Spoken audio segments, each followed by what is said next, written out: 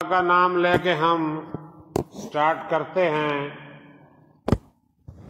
تشبیہ سے۔ تشبیہ کیا ہے؟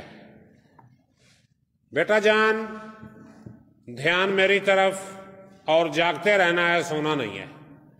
تو مائی ڈیئر اسٹوڈینٹس، تشبیہ عربی زبان کا لفظ ہے جس کے معنی ہیں کسی کے جیسا ہونا، کسی کے مانند ہونا، کسی کے مشابہ ہونا۔ یہ کیا ہے؟ تشبیہ۔ انگریزی میں اس کو سمائل کہتے ہیں، SIMILE، سمائل۔ تو یہ تشبیہ، سمائل نہیں، سمائل تو مسکراہٹ ہوتی ہے نا، یہ SIMILE، سمائل۔ سملی بھی پڑھ لو، جو مرضی پڑھ لو۔ تو بھائی یہ تشبیہ ہے جس میں ایک چیز کو دوسری چیز کے جیسا کہا جاتا ہے، یعنی یہ اس کے جیسی ہے۔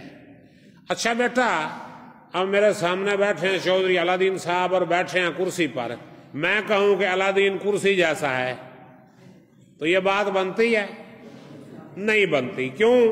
اب علادین انسان ہے، وہ کرسی ہے، یہ اسٹوڈنٹ ہے، وہ چیز ہے، تو ان کے درمیان کوئی چیز کامن ہی نہیں ہے۔ علادین اور کرسی کے درمیان کوئی چیز کامن ہی نہیں ہے، تو ہم اس کو کیسے تشبیہ کہہ سکتے ہیں؟ اب میں کہوں یہ میرا موبائل فون ہے، یہ پینسل جیسا ہے۔ اب حالانکہ پینسل بھی ایک چیز ہے، موبائل بھی ایک چیز ہے، لیکن ان کے جو وے آف ایکشن ہے دونوں مختلف ہیں۔ پینسل کا اپنا وہ حساب کتاب ہے، موبائل فون کا اپنا حساب کتاب ہے، تو ہم موبائل فون کو پینسل جیسا نہیں کہہ سکتے، اور نہ ہی پینسل کو ہم موبائل فون جیسا کہہ سکتے ہیں۔ عبدالصمد خان، یہ آپ کے ساتھ ایک چودھری صاحب بیٹھے ہیں، اس کو ہم چاند جیسا کہہ سکتے ہیں؟ ان کو ہم چاند جیسا کہہ سکتے ہیں؟ بالکل کہہ سکتے ہیں۔ دیکھیں، ہم موبائل کو پینسل جیسا نہیں کہہ سکتے، آدمی کو ہم کرسی جیسا نہیں کہہ سکتے، مگر آدمی کو ہم چاند جیسا کہہ سکتے ہیں۔ حالانکہ چاند اور آدمی یہ مختلف چیزیں ہیں، لیکن یہ چیز آپ کو ماننی پڑے گی کہ چاند میں ایسی 3 کوالٹیز ہیں جو انسان میں ہو سکتی ہیں۔ نمبر 1، چاند میں گولائی ہوتی ہے، چاند میں گولائی ہوتی ہے، چاند میں چمک دمک اور روشنی ہوتی ہے، چاند میں حسن ہوتا ہے۔ چاند میں یہ 3 چیزیں ہوتی ہیں، چاند گول ہوتا ہے، چاند میں چمک دمک اور روشنی ہوتی ہے، اور چاند میں خوبصورتی ہوتی ہے۔ اور انسان کے اندر بھی یہ چیزیں ہو سکتی ہیں، اس کا چہرہ گول ہو سکتا ہے، اس میں چمک دمک ہو سکتی ہے، گورا چٹا رنگ ہو، اس کا لٹیں پڑ رہی ہوں تو وہ چمک دمک بھی اس کے اندر ہو سکتی ہے، اور اس کے اندر حسن بھی ہو سکتا ہے۔ تو اس مشترک چیز کی بنیاد پر ہم چہرے کو چاند سے تشبیہ دے سکتے ہیں۔ چاند کو چہرے سے نہیں، چہرے کو ہم چاند سے تشبیہ دے سکتے۔ ویسے چاند کو آپ چہرے سے دے لیں تشبیہ، کوئی مسئلہ نہیں، کیونکہ تشبیہ میں جو ہے یہ چیز ذہن میں رکھی جاتی ہے کہ جس چیز کے ساتھ آپ تشبیہ دے رہے ہیں کسی کو، ایک تو اس میں کامن کوالٹی ہونی چاہیے، یعنی کوئی نہ کوئی مشترک بات اس میں بھی ہو، اس میں بھی ہو، جس کو تشبیہ دے رہے ہیں اس میں بھی ہو، اور جس کے ساتھ تشبیہ دے رہے ہیں اس میں بھی موجود ہو، یعنی کوئی کامن، ایک کم از کم ایک کامن چیز جو ہے وہ دونوں میں موجود ہو۔ اور دوسرے نمبر پر آپ نے یہ دیکھنا ہے کہ جس کے ساتھ آپ تشبیہ دے رہے ہیں، جس کے ساتھ آپ تشبیہ دے رہے ہیں، وہ چیز اس صفت کی وجہ سے مشہور ہو، وہ چیز اس صفت کی وجہ سے مشہور ہو، سب لوگ اس کو جانتے ہو۔ اب میں کہوں جی میرا بھائی چودھری محمد دین کی طرح خوبصورت ہے، اب چودھری محمد دین کو کون جانتا ہے بھائی؟ کوئی چودھری محمد دین کو مشہور ہستی تو نہیں ہے نا۔ اب ہو سکتا ہے میں اس کو جانتا ہوں، تو یہ تشبیہ نامکمل ہوگی۔ میں اگر یوں کہوں میرا بھائی چاند کی طرح خوبصورت ہے، تو چاند کی ایک تو خوبصورتی کو سب مانتے ہیں، دوسرا اسے سب جانتے بھی ہیں، مشہور ہے۔ تو اب ہم کہیں کہ چاند میرے بھائی کی طرح خوبصورت ہے، تو یہ تشبیہ معکوس ہو گئی، الٹی تشبیہ ہم نے کر لی۔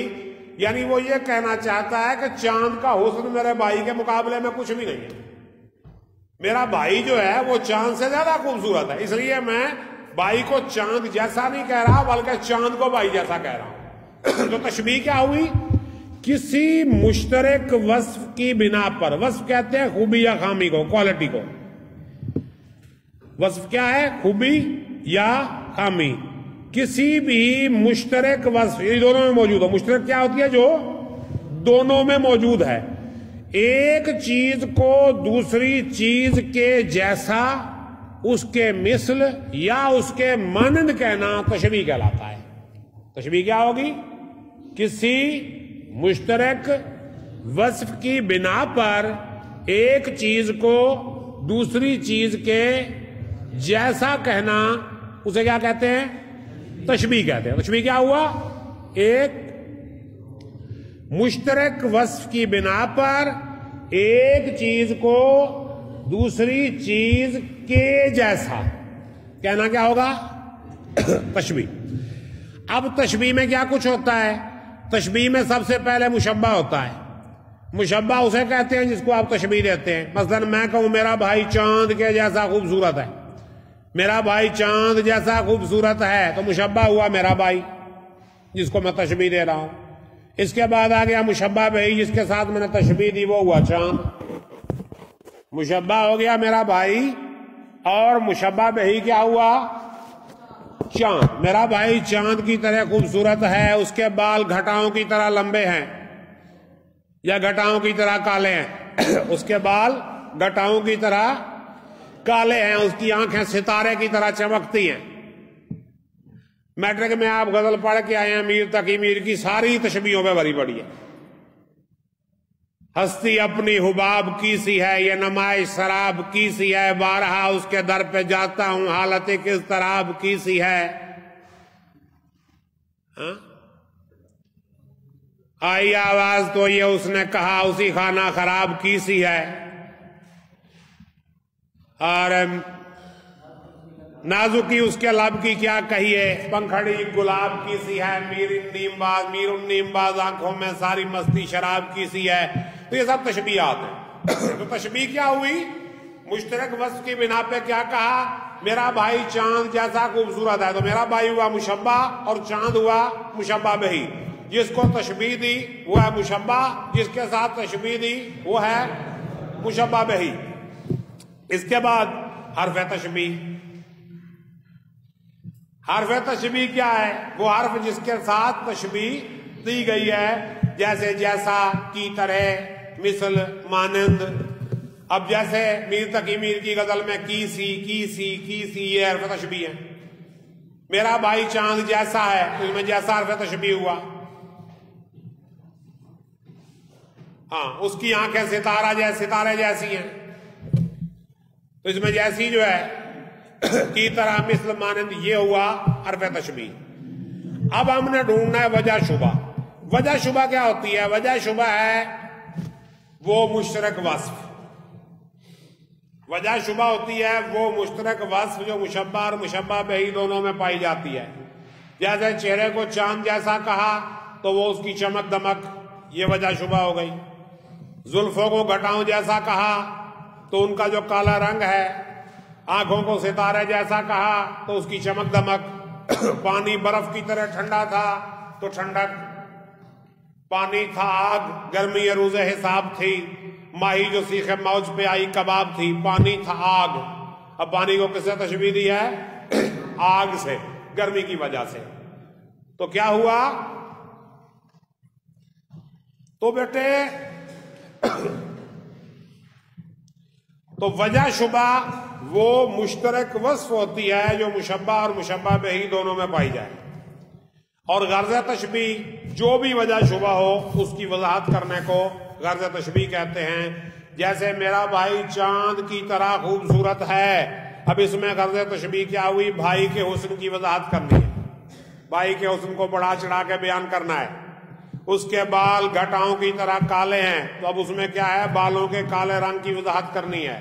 پانی آگ کی طرح گرم ہے، تو اس کی غرض تشبیہ کیا ہوئی؟ پانی کی گرمی کو آگ کے ساتھ تشبیہ دے کر اس کی وضاحت کرنی ہے۔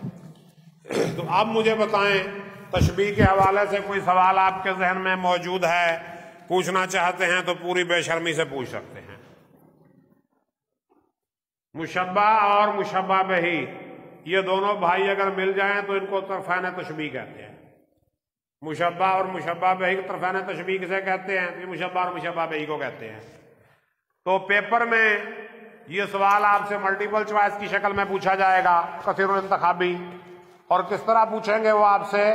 سب سے پہلے یہ پوچھ سکتے ہیں، تعریف پوچھ لیں آپ سے، تشبیہ کیا ہوتی ہے جی، یا وہ تعریف بتا کے پوچھ لیں کہ بھئی یہ کس چیز کی تعریف ہے۔ کسی مشترک وصف کی بنا پر ایک چیز کو دوسری چیز کے جیسا کہنا کیا ہوتا ہے؟ تشبیہ ہوتا ہے۔ تشبیہ کسے کہتے ہیں؟ تو بتا، کسی مشترک وصف کی بنا پر ایک چیز کو دوسری چیز کے جیسا کہنا، یہ تشبیہ ہے۔ تشبیہ کس زبان کا لفظ ہے؟ عربی زبان کا لفظ ہے۔ تشبیہ کے معنی کیا ہیں؟ ایک چیز کو دوسری چیز کے جیسا کہنا، کسی کے مثل یا مانند کہنا، یہ ہو گیا تشبیہ۔ اچھا، اب تشبیہ جو ہے، طرفین تشبیہ کسے کہتے ہیں؟ مشبہ اور مشبہ بہی کو۔ جس کو تشبیہ دی جائے اسے کیا کہتے ہیں؟ مشبہ کہتے ہیں۔ جس کے ساتھ تشبیہ دی جائے وہ مشبہ بہی ہوتا ہے۔ جس حرف کے ساتھ مشبہ اور مشبہ بہی کو جوڑا جائے وہ کیا ہوتا ہے؟ وہ حرف تشبیہ ہوتا ہے۔ اس کے بعد وہ آپ سے یہ پوچھ سکتے ہیں کہ جناب وجہ شبہ کیا ہوتی ہے؟ کہ وہ مشترک وصف جو مشبہ اور مشبہ بہی دونوں میں پائی جائے اس کو وجہ شبہ کہتے ہیں۔ غرض تشبیہ کیا ہوتی ہے؟ وجہ شبہ کی وضاحت کرنے کو غرض تشبیہ کہتے ہیں۔ تشبیہ کا مقصد کیا ہوتا ہے؟ کسی بھی صفت کو بڑھا چڑھا کے پیش کرنا۔ مشبہ جو ہے وہ کون ہوتا ہے؟ جس کو تشبیہ دیتے ہیں۔ جس کو تشبیہ دے اسے کیا کہیں گے؟ مشبہ کہیں گے۔ جس کے ساتھ تشبیہ دیں اس کو کیا کہیں گے؟ مشبہ بہی کہیں گے۔ تو اس طرح یہ آپ نے کرنا ہے۔ مزید آپ کی کتاب مقدس میں یہ سارا کچھ لکھا ہوا ہے، وہاں سے بھی آپ مدد لے سکتے ہیں۔ کوئی سوال ہے تو پوچھ لو۔